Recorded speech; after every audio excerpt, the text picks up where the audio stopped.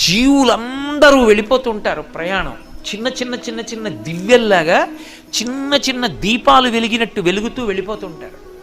అందరూ కాలంలో ఎలా వెళ్ళిపోతూ ఉంటారంటే ఈ కాలం నడుస్తుంటే, అందుకే పోతన గారు భాగవతంలో అంటారు కాలంబు గతి అంటారు, పరమేశ్వరుడి నడక.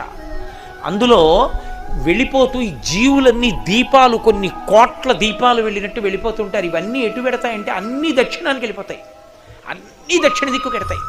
ఎందుకు ఎడతాయంటే పాపపుణ్యాలు చేసి అక్కడికి వెళ్ళి భూమిలో కలిసిపోయి మళ్ళీ ఎక్కడో దీపం కింద పుడతాడు, పుట్టి కొంతకాలం ఉండి మళ్ళీ అలా దక్షిణ దిక్కుకు వెళ్ళిపోతాడు, శ్మశానంలోకి వెళ్ళిపోతుంటుంది శరీరం. ఎవడు ఏ దీపం నేను వెళ్ళనని ఉత్తరానికి తిరిగిందో ఆ దీపం ఇక అందులోకి శరీరం పెడుతుంది, ఇక ఆ దీపం మళ్ళీ పుట్టది. అలా తిరగాలంటే ఉత్తరానికి ఎవరి ముందు కూర్చుంటే తిరుగుతుందో తెలుసా? ఒక్క దక్షిణామూర్తి ముందే.